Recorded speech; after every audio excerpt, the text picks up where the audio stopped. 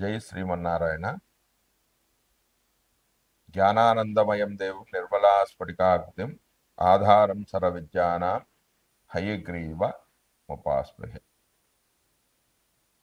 బుద్ధిర్బలమిషోధైర్యం నిర్భయత్వామరోగత అజాఢ్యం వాక్పుడత్వం చ అనుమతు స్మరణాద్భవేత్.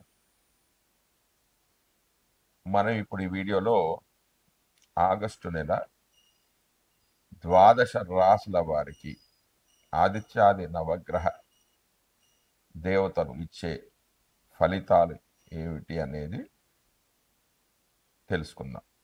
మనం ఇప్పుడు ఈ వీడియోలో ఆగస్టు నెల ధనుర్రాశి వారి యొక్క మాస ఫలితాల గురించి తెలుసుకుందాం. ముందుగా రవి యొక్క ఫలితాలు. ధనుర్రాశి వారికి రవి ఆగస్టు 16 వరకు అష్టమ స్థానంలోను, ఆగస్టు 16 నుంచి 31 వరకు భాగ్యస్థానంలో అంటే 9వ స్థానంలోనూ సంచారం చేస్తున్నాడు. ఈ స్థానంలో రవి సంచారం వల్ల జాతకుడు అశుభ ఫలితాలనే ఎక్కువగా పొందే అవకాశాలు ఉన్నాయి. శత్రువులతో వైరం అనేది ఏర్పడుతూ ఉంటుంది. ఇతరులు ప్రయాణాల వల్ల ఇబ్బందులు కలగడము, విచారకరమైన వార్తలు వినవలసి రావడము, అతి కష్టానికి గురి కావడము, అధికారులతో ఇబ్బందులు, వ్యాధులు సంక్రమించడం, తండ్రితో గొడవలు, తండ్రి సమానులతో గొడవలు కావడము, శుభకార్యాలకు ఆటంకాలు ఏర్పడము, దూరపు ప్రయాణాలు చేయవలసి రావడము, దుష్టులతో సాంగత్యము, ధనం ఖర్చు కావడము, పిత్రార్జితం ఖర్చు కావడం వంటి జరుగుతాయి. వీటిలో అతి తక్కువగా చెడు ఫలితాలు కలుగుతాయి. కారణం ఈ రెండు రాశులలో మొదటిది మిత్రక్షేత్రం కావడం వల్ల మరియు రెండవ రాశి స్వక్షేత్రం కావడం వల్ల మరియు రవికి రాశ్యాధిపతి అయిన గురుడికి మిత్రత్వం ఉండడం వల్ల అతి తక్కువగా చెడు ఫలితాలు అంటే నెగిటివ్ ఫలితాలు అనేవి జరిగే అవకాశం ఉంది. తర్వాత కుజుడు యొక్క ఫలితాలు. ధనురాశి వారి కుజుడు దశమ స్థానంలో సంచరిస్తున్నాడు. 10వ ఇంట సంచారం వల్ల కలిగే ఏంటంటే సేవకులతో కానీ అంటే కింద పనిచేసే వాళ్ళతో కానీ పై అధికారులతో కానీ గొడవలు ఎక్కువగా జరుగుతాయి. వృత్తి వ్యాపారాల్లో నష్టాలు ఎక్కువగా జరిగే అవకాశం ఉంది. వ్యాపారంలో ఆశించినంతగా లాభాలు రాకపోవడం జరగవచ్చు. అనుకున్న పనులు పూర్తి కావడంలో జాప్యం అనేది ఏర్పడవచ్చు. అనుకోని వివాదాలు తలెత్తుతాయి. సరైన నిద్ర సుఖాదులు లేకపోవడం వంటివి జరగవచ్చు. తర్వాత బుధుడు యొక్క ఫలితాలు. ధనుర్రాశి వారికి బుధుడు అష్టమ స్థానంలో సంచరిస్తున్నాడు. 8వ ఇంట సంచరించే బుధుడు శుభఫలదాత. అంటే బుధుడు 2, 4, 6, 8, 10, 11 స్థానాల్లో శుభ ఫలితాలను కలిగేస్తాడు. అంటే ఈవెన్ నెంబర్ అంటే సరి నెంబర్లో శుభ ఫలితాన్ని కలిగేస్తాడు. సుఖవంతమైన జీవితాన్ని గడుపుతారు. బంధువుల మరణాల ద్వారా కొంత ఆస్తి కానీ నగదు కానీ లభిస్తూ ఉంటుంది. లైఫ్ ఇన్సూరెన్స్ కంపెనీ ద్వారా రావలసిన సొమ్ము చేతికి అనేది అందుతుంది. కలత్ర మూలకంగా కొంత ధనం అనేది లభిస్తుంది. గతంలో చేసిన రుణాలను కొంత తీర్చడం అనేది జరుగుతుంది. గతంలో కొన్ని ఇబ్బందులు ఉంటే అవన్నీ కూడా తగ్గిపోయే అవకాశాలన్నీ ఉన్నది. ఇక ధనుర్రాశి వారికి గురుడిచ్చే ఫలితాలు. ధనుర్రాశి వారికి గురుడు 7వ స్థానంలో సంచారం చేస్తున్నాడు. 7వ స్థానంలో గురుడి యొక్క సంచారం వల్ల అత్యంత శుభ ఫలితాలు అనేవి కలుగుతాయి. అంటే అందులో ఒక 25% మాత్రం శుభ ఫలితాలు కలుగుతాయి. ఎందుకంటే ఈ స్థానం అంటే గురుడు ఉన్న రాశి అది శత్రుక్షేత్రం కాబట్టి కొంత ఒక 25 నుంచి 30% వరకు శుభ ఫలితాలు అనేవి కలుగుతాయి. రాజదర్శనం ఆరోగ్యం గాంభీర్యం గోత్ర పోషణం అభీష్ట కార్య సిద్ధించ సప్తమాస్తే భవేత్ గురువు. అంటే 7వ రాశిలో సంచారం వల్ల మంచి ఆరోగ్యం అనేది చేకూరుతుంది. అధికారుల యొక్క సందర్శన అనేది జరుగుతుంది. శరీర పోషణం అంటే ఆరోగ్యం మంచి మెరుగుపడుతుంది. ఇష్టకార్య సిద్ధి అనేది జరుగుతుంది. అంటే అనుకున్న పనులు సాధిస్తారు. కుటుంబ సౌఖ్యం, కుటుంబంలో ఆనందంగా ఉంటారు. ఆనందకరమైన వాతావరణం అనేది నెలకొంటుంది. ధనలాభం కలుగుతుంది, అన్ని విధాలుగా అనుకూలత అనేది కలుగుతాయి, యాత్రలు అనేవి చేస్తారు, స్త్రీ సౌఖ్యం అనేది లభిస్తుంది, శుభకార్యాలు అనుకూలిస్తాయి. అంటే గృహప్రవేశాలు కానీ పెళ్ళిళ్ళు కానీ సరైన సమయానికి జరుగుతాయి, మంచి సంబంధాలు కూడా దొరికే అవకాశాలు ఉన్నాయి. దాని తర్వాత శుక్రుడు యొక్క ఫలితాలు.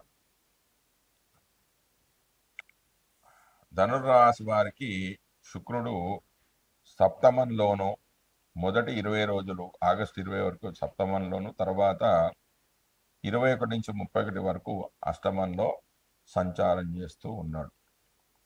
అయితే కారకో భావనాశాయ అనే నానుడి ప్రకారం సప్తమంలో శుక్రుడు యొక్క సంచారం వల్ల అంత శుభ ఫలితాలు కలవు. అంటే మొదటి 20 రోజులు అంతగా శుభ ఫలితాలు అనేవి కలగవు. తర్వాత చివరి 10 రోజులు మాత్రమే ఆ శుక్రుడు అనుకూలంగా ఉంటాడు. సప్తమంలో శుక్రుడు యొక్క సంచారం వల్ల తాప కోప సదాభీతి సర్వదా క్లేశ జీవనం, శ్రీజాడ్యం మోహరోగాది భృగో సప్తమగే ఫలం. అంటే సప్తమంలో ఉండడం వల్ల తాపము, కోపము, భయము, కష్టమైన జీవితం గడపాల్సి వస్తుంది, సుఖ వ్యాధులు కలుగుతాయి, మోహ వ్యాధులు కలుగుతాయి, స్త్రీ వలన కష్టాలు, భార్యకు అనారోగ్యము, ధన వ్యయం కావడము, స్త్రీలతో భేదాభిప్రాయాలు ఉంటాయని చెప్పవచ్చు. ఇక అష్టమంలో సంచరించడం వల్ల దుఃఖనాశో మహాసౌఖ్యం బంధుమిత్ర సమాగమ రాజదర్శన మర్దాభి అష్టమే భృగునందరి. అంటే 8వ ఇంట్లో సంచారం వల్ల విచారాలన్నీ తగ్గిపోతాయి, మహా సుఖాలు కలుగుతాయి, బంధుమిత్రులతో కలయికతో ఆనందంగా ఉంటారు, రాజదర్శనం అనేది కలుగుతుందంటే ప్రభుత్వ అధికారులను కలుసుకుంటారు, ధనలాభం కలుగుతుంది, మంచి ఆరోగ్యం చేకూరుతుంది, సంసార సుఖము, కీర్తి, గౌరవాలు కలుగుతాయి, అన్ని విధాలుగా అభివృద్ధి అనేది కలుగుతూ ఉంటుంది. తర్వాత శని యొక్క ఫలితాలు. ధనుర్రాశి వారికి శని 4వ స్థానంలో సంచారం చేస్తున్నాడు. దీన్ని అర్ధాష్టమ శని అని అంటారు. దీన్ని అర్ధాష్టమ శని అంటారు. అర్ధాష్టమ శని అంటే ఇది వ్యక్తి జీవితంలో ఒక 3 సార్లు వస్తుంది. అయితే ఇది మొదటిసారా, రెండోసారా, మూడోసారా అనేది తెలుసుకుంటే ఆ ఫలితాలు అనేవి మారుతూ ఉంటాయి. మొదటిసారి వస్తే దాన్ని మంగు శని అంటారు. దాని ద్వారా కష్టం తక్కువగా ఉంటుంది, కానీ సుఖం కూడా తక్కువగా ఉంటుంది. కష్టం తక్కువ, సుఖహీనత జరుగుతుంది. రెండవసారి వస్తే దాన్ని పొంగు శని అంటారు. దీని మనోచింత. అయితే స్త్రీలకు అయితే ధన లాభం కలుగుతుంది, సంతాన లాభం కలుగుతుంది, అదేవిధంగా బంధువులతో వైరం అనేది ఏర్పడుతుంది. ఇక 4వ స్థానంలోకి 3వసారి వస్తాయి. అర్ధాష్టమ శని అయితే 3వసారి అయితే దీన్ని కొంగు శని అంటారు. బంధు నాశనం, విఫల యత్నం. అంటే ఏ ప్రయత్నాలు చేసినా కూడా ఆ ప్రయత్నాలు అనేవి సఫలీకృతం కాకపోవచ్చు. కాబట్టి మీ జాతకంలో శని మొదటిసారా, రెండవసారా, మూడవసారా వచ్చాడో చూసుకొని ఫలితాలు అనేవి మీరు తెలుసుకోండి. దాని తర్వాత రాహు యొక్క ఫలితాలు. ధనుర్రాశి వారికి రాహువు 3వ స్థానంలో సంచారం చేస్తుంది. ఇంతకు ముందున్న భయాలనేవి తొలగిపోతాయి, ధైర్యం అనేది పెరుగుతుంది, సోదరులతోనూ సోదరిమణులతోనూ చాలా సంతోషంగా గడుపుతారు. వారితో ఉన్న గొడవలు ఏమన్నా ఉంటే ఇంతకుముందు ఉన్న గొడవలన్నీ కూడా తగ్గిపోతాయి. చిన్న చిన్న ప్రయాణాలు చేస్తారు, అవన్నీ కూడా లాభసాటిగా ఉంటుంది. ప్రయాణాల ద్వారా లాభాలు పొందుతారు. అతి కష్టించి కొన్ని పనులను పూర్తి చేస్తారు. శరీర బలం అనేది పెరుగుతూ ఉంటుంది. తర్వాత కేతువు యొక్క ఫలితాలు. ధనుర్రాశి వారికి కేతువు 9వ స్థానంలో సంచారం చేస్తున్నాడు. అంటే భాగ్యస్థానంలో కేతువు అంత శుభ ఫలితాలను కలుగజేయడు. 9వ స్థానంలో కేతువు యొక్క సంచారం వల్ల కొంత భాగ్య హాని కలుగుతుంది. అంటే వాహన ప్రమాదాలు కొంచెం జరిగే అవకాశాలు ఉన్నాయి. ప్రయాణాల్లో ఇబ్బందులు అనేవి ఉంటాయి. దూరపు ప్రయాణాల్లో అనేక ఇబ్బందులు కలుగుతుంటాయి. విదేశీ ప్రయాణాలు, దూరపు ప్రయాణాలు అంత అనుకూలించకపోవచ్చు. కాకపోతే కొంత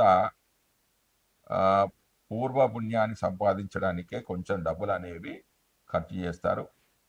తీర్థయాత్రలు, తిరుపతి, శ్రీకాళహస్తి, శ్రీశైలం వంటి పుణ్యక్షేత్రాల సందర్శన ద్వారా పూర్వ పుణ్యాన్ని కొంత సంపాదించుకుంటూ ఉంటారు. తండ్రి యొక్క ఆరోగ్యం విషయంలో కొంత విచారంగా ఉంటారు. బుద్ధి మాంద్యం అనేది కొంచెం ఏర్పడుతూ ఉంటుంది. కొంత శుభకార్యాలకి ఆటంకాలు అనేవి ఏర్పడుతూ ఉంటాయి.